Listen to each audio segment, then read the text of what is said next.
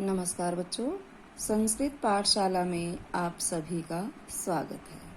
प्यारे बच्चों, हम पढ़ रहे हैं अपने पाठ्य पुस्तक रुचिरा प्रथमो भाग है। इसका पहला भाग है जो कि छठी कक्षा के लिए निर्धारित किया गया है।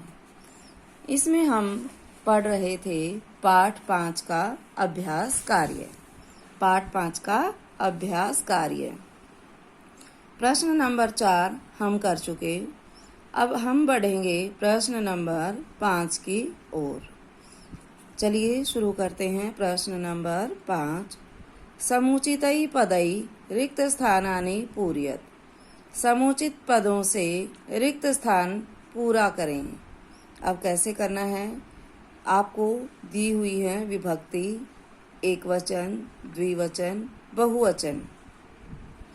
जैसे शब्द यहाँ प्रथमा विभक्ति में दिए गए हैं, उन्हीं को देखकर उन्हीं के जैसे रूप हमने यहाँ चलाने हैं। जो भी शब्द हमारा रहता है, ऊपर वाले रूप को देखकर ही उसके जैसा ही दूसरा लिखना है। यानी कि जो प्रथमा विभक्ति दी गई है, प्रथमा विभक्ति के शब्द दिए गए हैं गजह, गजऊ, गजाहा, गजह, गजऊ, गजाहा। अब इसी के जैसा रूप दिया है पुल्लिंग, अकारांत पुल्लिंग है ये, तो अकारांत पुल्लिंग ही नीचे दिया गया है। मतलब ये दोनों समान रूप से चलेंगे। तो गजह, गजऊ, गजाहा, इसका ऐसा ही रूप चलेगा अश्वह का, अश्वह का, अश्वह, अश्वऊ, अश्वाहा, अश्वह, अश्वऊ, अश्वाहा। ठीक है। अब इसकी द्वितीया विभक्ति। द्वितीया विभक्ति आपको पता है, हमने बालक शब्द रूप याद कर लिया है, लिख लिया था और समझ लिया था।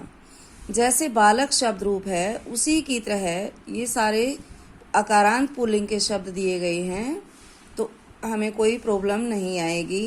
तो आप ध्यान से इनको कर पाएंगे। चलिए अब द्वितीय विभक्ति। सूर्यम, सूर्यौ, सूर्यान, सूर्यम, सूर्यौ, सूर्यान। अब कौन सा शब्द दिया गया है? चंद्र।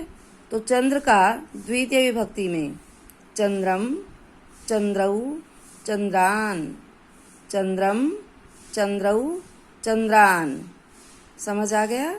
अब चलेंगे तृतीय विभक्ति की तरफ। तृतीय विभक्ति बिडालेन, बिडालाभ्याम, बिडालई, बिडालेन, बिडालाभ्याम, बिडालई। अब आगे शब्द कौन सा दिया है? मंडूक। तो मंडूक की भी तृतीय विभक्ति हम चलाएंगे। मंडूकेन, मंडूकाभ्याम, मंडूकई, मंडूकेन, मंडूकाभ्याम, मंडूकई। अब चतुर्थी विभक्ति सर्पायः, सर्पाभ्याम, सर्पेभ्यः, सर्पाय, सर्पाभ्याम, सर्पेभ्यः। अब इसकी चतुर्थी विभक्ति किसकी लिखनी है? वानर की। वानराय, वानराभ्याम, वानरेभ्यः, वानराय, वानराभ्याम, वानरेभ्यः। फिर हम करेंगे इसकी पंचमी विभक्ति मोदकात, मोदकाभ्याम, मोदकेभ्यः, मोदकात, मोदकाभ्याम, मोदकेभ्यः। तृतीया, चतुर्थी और पंचमी, इन तीनों में भ्याम प्रत्यय लगता है। कौन कौन सी विभक्ति में? तृतीया, चतुर्थी और पंचमी। अब करेंगे पंचमी विभक्ति का कौन सा शब्द दिया है? वृक्ष। वृक्ष का देखते हैं। वृक्षात, वृक्षाभ्याम, वृक्षेभ्यः, वृक्षात, वृक्षाभ्याम, वृक्षेभ्यः। फिर षष्ठी विभक्ति जनस्य, जनयोः, जनानाम, जनस्य, जनयोः, जनानाम। अब कौन सा शब्द दिया है नीचे? शुक। तो शुक की षष्ठी विभक्ति शुकस्य शुकयोः शुकानां शुकस्य शुकयोः शुकानाम। अब सप्तमी विभक्ति शिक्षके शिक्षकयोः, क्या आएगा? शिक्षकयोः शिक्षकयोः। शिक्षकेषु शिक्षके शिक्षकयोः शिक्षकेषु। फिर पंचमी विभक्ति मयूर शब्द दिया गया है, मयूरे मयूरयोः मयूरेषु। मयूरे मयूरयोः मयूरेषु। अब संबोधन, संबोधन में प्रथमा विभक्ति के साथ हे जोड़ देंगे और विस्मयादिबोधक चिन्ह लगा देंगे। अब देखिए, हे बालक, हे बालकौ, हे बालकः। अब हे नर्तक, नर्तक की है, हे नर्तक, हे नर्तकौ, विस्मयादिबोधक चिन्ह लगाएंगे। हे नर्तकः, हे नर्तक, हे नर्तकौ, हे नर्तकः। अब हमने पूरा शब्द रूप याद कर लिया। अकारांत पुल्लिंग हमारा कोई भी है, कोई भी अकारांत पुल्लिंग है तो उन सब के शब्द रूप ऐसे ही चलेंगे। मैंने जब आपको शब्द रूप सिखाए तो मैंने ये कहा था कि जिसके नाम के पीछे अ की ध्वनि आती है वो अपने नाम का शब्द रूप भी यहाँ चला सकता है। ठीक है, चलिए अब ये समझ आ गया हमें। अब चलते हैं प्रश्न नंबर 6। कौन सा? प्रश्न नंबर 6। भिन्न प्राकृतिकम पदम चिनोत।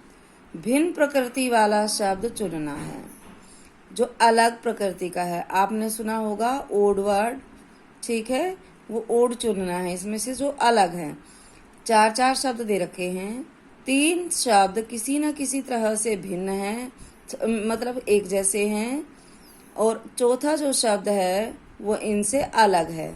जो शब्द अलग है, जो शब्द अलग है वो हम इसमें से छांट लेंगे, वो शब्द हम छांट लेंगे।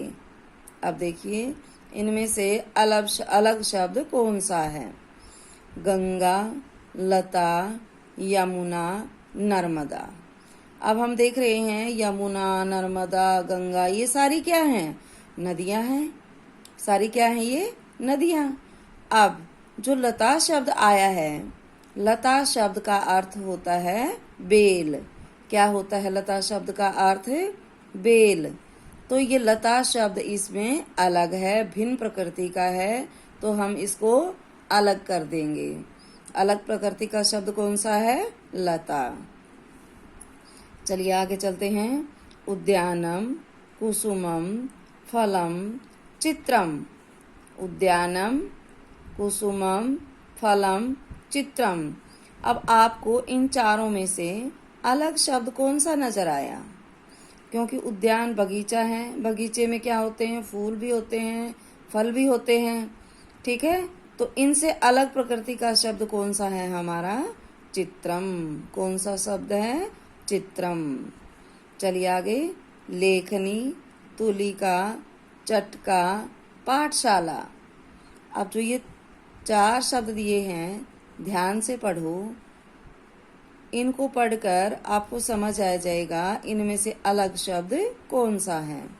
लेखनी जिससे हम लिखते हैं कलम या पेन, तुलिका ब्रश होती है जिससे हम पेंट करते हैं, पाठशाला पाठशाला, और ये है चटका चिड़िया।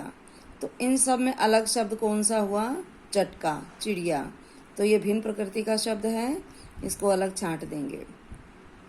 उसके बाद आम्रम, कदलीफलम, मोदकम, नारंगम। आम्रम आम, कदलीफलम केला, मोदकम लड्डू, नारंगम संतरा। अब ये 3 शब्द जो हैं ये तीनों क्या हैं? फल हैं। ये तीनों क्या हैं? फल हैं। और ये चौथा ये जो शब्द है मोदकम, मोदकम मिठाई है, लड्डू मिठाई है ना। तो ये 3 शब्द एक समान है। और भिन्न प्रकृति का शब्द कौन सा हुआ हमारा? मोदकम। तो प्रश्न नंबर 6 आपको समझ आ गया होगा। इसमें भिन्न प्रकृति के शब्द चुने हैं हमने, वो हमें छांटने आ गए। उसके बाद ये हमारा अकारांत पुल्लिंग वाला शब्द रूप था, ये हमने पूरा कर लिया है, इसके रिक्त स्थान पूरे कर लिए हैं। आज के लिए बस इतना ही, बाकी कार्य हम कल करेंगे। धन्यवाद।